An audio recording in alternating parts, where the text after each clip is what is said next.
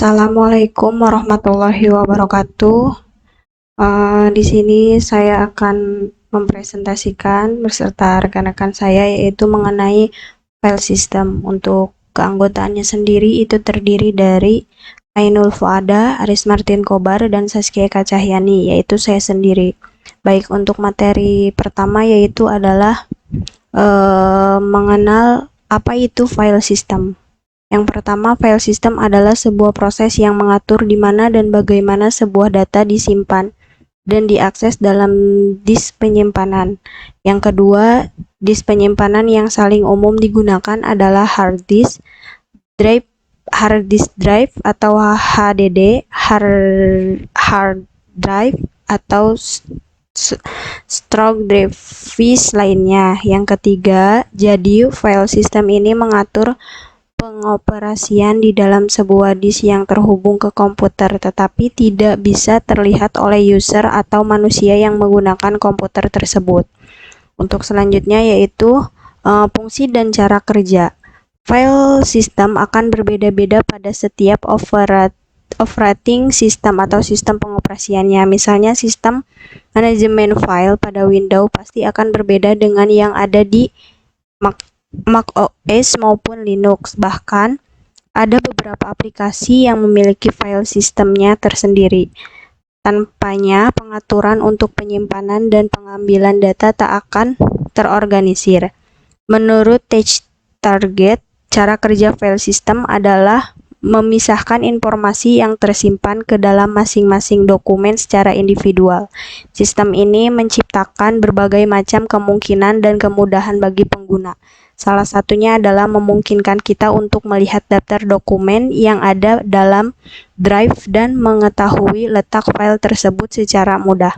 Oke, baik, untuk materi selanjutnya akan disampaikan oleh rekan saya.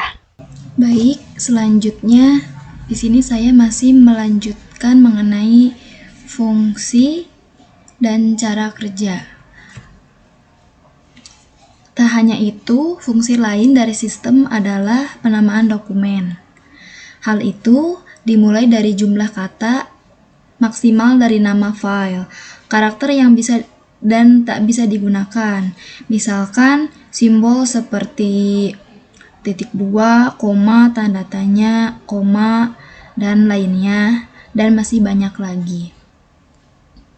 File system juga berisikan informasi penting lainnya, seperti ukuran sebuah dokumen, hierarkinya dalam drive penyimpanan, dan atribut-atribut di dalamnya. Kemudian, ada atribut dalam file system. Yang pertama, nama file. Dari semua atribut yang ada di dalam file system, nama dokumen adalah salah satu dari dua informasi yang bisa dibaca oleh manusia. Sisanya berupa kumpulan huruf dan angka yang membentuknya. Kemudian yang kedua, ada penanda. Atribut selanjutnya adalah identifier atau penanda. Dalam file system, setiap dokumen bisa dibedakan berdasarkan angka unik yang ditempelkan, yaitu identifier. Kemudian yang ketiga ada jenis file. Tiap sistem memiliki persyaratannya sendiri, supaya file system bisa mendukung penggunaan berbagai macam jenis dokumen. Atribut ini adalah kuncinya. Kemudian selanjutnya akan disampaikan oleh rekan saya. Baik, assalamualaikum warahmatullahi wabarakatuh. Di sini saya akan melanjutkan penjelasan dari teman saya yang di situ tentang atribut dalam file system. Baik, yang keempat adalah lokasi. Atribut ini menunjukkan di mana letak file dalam sebuah perangkat. Nomor 5, ukuran. Atribut ini berguna untuk memperlihatkan ukuran dokumen yang ada. Nomor 6, perlindungan. Perlindungan ini adalah salah satu atribut paling penting dalam file system karena menjadi penentu akses sebuah dokumen, baik itu untuk membaca atau melihat saja, menulis ulang sebuah dokumen atau menghapusnya. Yang nomor 7, jam, tanggal, dan keamanan. Atribut yang satu ini tak hanya ditujukan untuk perlindungan, tetapi juga untuk pemantauan lebih lanjut. Nah, itu adalah atribut-atribut dalam file system.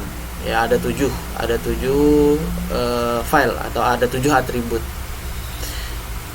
Baik, manakah berkas sistem yang paling baik? Setiap berkas sistem yang ada pasti memiliki kelemahan dan kelebihan masing-masing. Ada yang lebih cepat namun mengorbankan kualitas seperti lebih cepat datanya korup. Ada yang lebih lambat namun data-data Anda disimpan dalam keamanan tertinggi. Tidak ada berkas sistem yang sempurna. Setiap sistem operasi memiliki berkas sistem yang berbeda pula.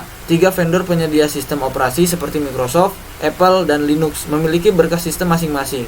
Berkas sistem yang mereka miliki pun sudah berupa dari generasi ke generasi. Misalnya saja Windows yang dulunya menggunakan FAT32 kini sudah menggunakan NTFS. Nah, itu adalah apabila kita bertanya manakah berkas sistem yang paling baik, ya semua di situ vendor atau penyedia sistem operasi di situ memiliki keunggulan dan juga kelemahannya masing-masing. Jadi ya tinggal pintar-pintar kita di dalam memilih untuk file sistem kita. Baik, itu mungkin yang dapat kelompok kami jelaskan. Banyak kurangnya kami mohon maaf yang sebesar-besarnya. Terima kasih atas perhatiannya. Semoga ilmunya bermanfaat dan saya akhiri. Wassalamualaikum warahmatullahi wabarakatuh.